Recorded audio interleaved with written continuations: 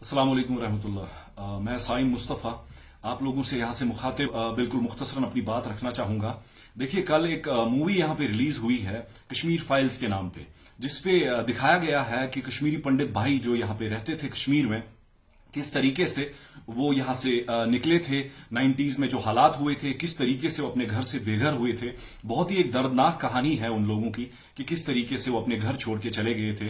एक इंसान ही एक दूसरे इंसान का एहसास रख सकता है कि जब कोई बेघर होता है तो उस पर क्या बीतती है। हमें कश्मीरी मुसलमान जितने भी यहां पे हैं उस चीज का एहसास है कि उनके साथ कैसे हालात हुए, किस तरीके से वो बेघर हुए और किस तरीके से फिर उनको अपनी जिंदगी गुजारनी पड़ी। लेकिन यहां पे मैं एक बात कहना चाहता हूं, जो कि मूवी के डायरेक्टर हैं और जो अनुपम खेर साहब हैं, जो बार बार यहां पे वकील इस टाइम पे कश्मीरी पंडित्स के बनते रहते हैं कि उन पे जुल्म सितम हुआ है। हम बार बार मैं कहता हूं कि हमें उस चीज का एहसास है कि जब एक इंसान घर से बेघर होता है तो उस पर क्या बीतती है। लेकिन मैं यहां पे इनसे पूछना चाहता हूं, क्या इस कश्मीर की कहानी का दूसरा पहलू इनको नजर नहीं आता?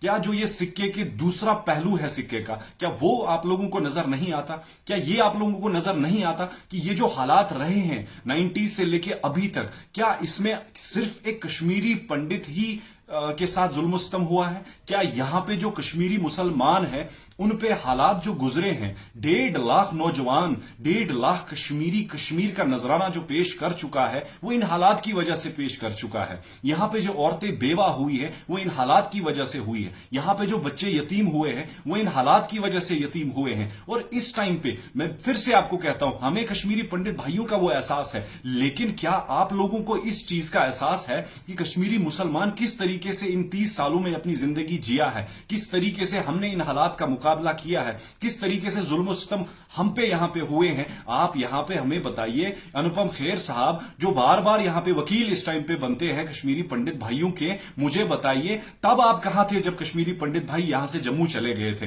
तब आप बॉलीवुड में खुद ऐश कर रहे थे, बॉलीवुड में अपनी जिंदगी गुजार रहे थे, करोड़ों रुपया कमा रहे थे। मैं आपसे सवाल करना चाहता हूं यहां पे, क्या आप हमें बताइए कितने चूल्हे वहां पे आपने जलाए जो कश्मीरी पंडित यहां से चले गए थे? आप मुझे बताइए कितने ऐसे घर आपने वहां पे आबाद किए, कितने कश्मीरी पंडितों को आपने यहां पे घर बनवा के दिए? आप मुझे बताइए कितने कश्मीरी जो छोटे छोटे बच्चे हैं उनके आपने स्कूल में एडमिशन कराया और उनका खर्चा आप बर्दाश्त कर रहे हैं? अनुपम खेर साहब, कश्मीरी पंडित के जो आप वकील यहां पे बन रहे हैं, अगर आप सच में उनके हमदर्द होते, जो इस टाइम पे आप हमदर्दी का नाटक यहां पे कर रहे हैं, तो आप मुझे बताइए, आपसे यह सवाल है कि कितने कश्मीरी पंडितों का घर आपकी वजह से आबाद हुए हैं? जो आप इस टाइम पे नफरत की आग फैला रहे हैं, बिल्कुल एक प्रोपेगेंडा है, बिल्कुल एक कश्मीरी मुसलमान को बदनाम करने का एक प्रोपेगेंडा है। एक आग जो आप फैला रहे हैं यहां पे, नफरत की आग जो आप यहां पे फैला रहे हैं, आपका सिर्फ इतना एजेंडा है कि आप इस आग को भड़काएं, जबकि हम उन जख्मों पे अभी तक मरहम नहीं लगा पाए हैं। कश्मीरी मुसलमान के भी इस टाइम पे ऐसे जख्म हैं जिनसे अभी भी खून बहता है। मैं आपसे बताना चाहता हूं कि इस टाइम पे भी आप देखिए, अगर मरता इस टाइम पे कोई है वो कश्मीरी मुसलमान ही इस टाइम पे मरता है।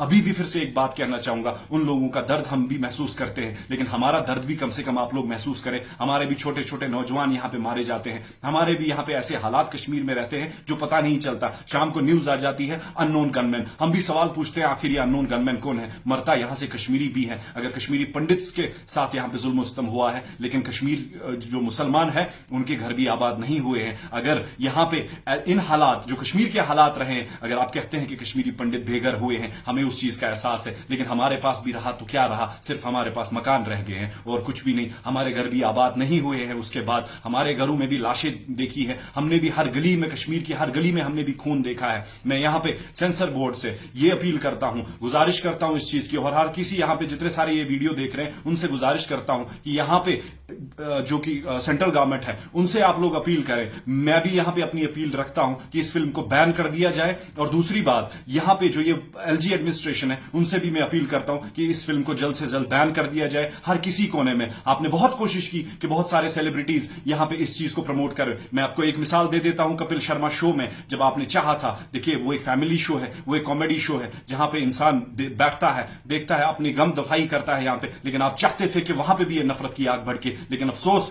यहां पे आप लोगों के लिए अभी तक आपको इस चीज का एहसास नहीं है, अभी तक आपको इस चीज का एहसास नहीं है कि कश्मीरी मुसलमान यहां पे कश्मीरी पंडित्स के साथ कैसे अभी रह रहे हैं, यहां पे सिख बरादरी के साथ यहां पे कैसे रह रहे हैं। हम मिलजुल के एक दूसरे के साथ रह रहे हैं और यहां पे आज वकालत करने आप बॉलीवुड से आ जाते हैं और आप देखिए यहां पे अगर आप कश्मीरी पंडित के हमदर्द बन रहे हैं, कैसे हमदर्द है आप।